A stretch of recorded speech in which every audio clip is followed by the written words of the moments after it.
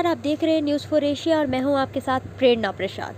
भाजपा के बाबुल सुप्रियो ने किया राजनीति से संन्यास का ऐलान। बोले समाज सेवा पर ध्यान देना है। बंगाल की आसनसोल सीट से भाजपा सांसद बाबुल सुप्रियो ने आज राजनीति से संन्यास लेने का ऐलान कर दिया है। जी हां, उन्होंने कहा कि मैं किसी पार्टी में नहीं जा रहा, बल्कि समाज सेवा की तरफ ध्यान देना चाहता हूं। गायक और भाजपा सरकार में केंद्रीय मंत्री रहे बाबुल सुप्रियो ने राजनीति से संन्यास लेने का फैसला कर लिया है।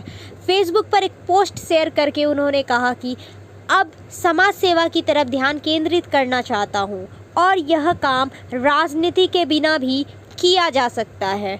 वैसे तो कुछ समय से उनके बारे में इस तरह की चर्चा चल रही थी, लेकिन किसी को नहीं पता था कि वह इतनी जल्दी राजनीति छोड़ने का फैसला ले लेंगे। बता दें कि मोदी कैबिनेट के विस्तार के बाद भी उन्होंने फेसबुक पर निराशा जताई थी। उन्होंने कहा था कि जो लोग बंगाल से मंत्रिमंडल में शामिल हो रहे हैं उनके लिए खुश हूँ, लेकिन अपने लिए भी दुखी हूँ।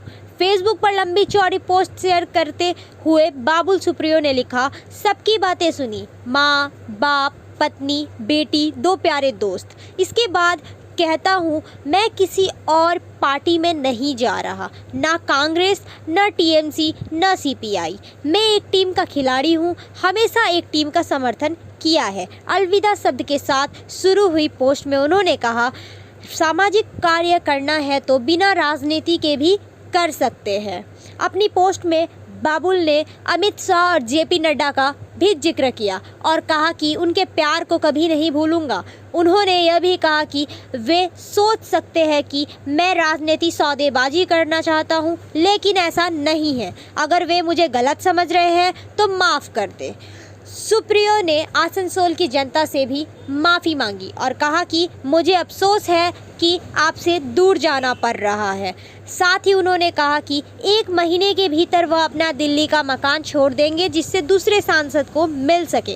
अंत में उन्होंने यह भी लिखा कि 1992 में उन्होंने स्टैंडर्ड चार्टर्ड बैंक की नौकरी छोड़ी थी और मुंबई चले गए थे। पूरी पोस्ट पढ़ने के बाद इतना तो अंदाज़ा लगाया जा सकता है कि वह इसे लिखते समय भावुक थे।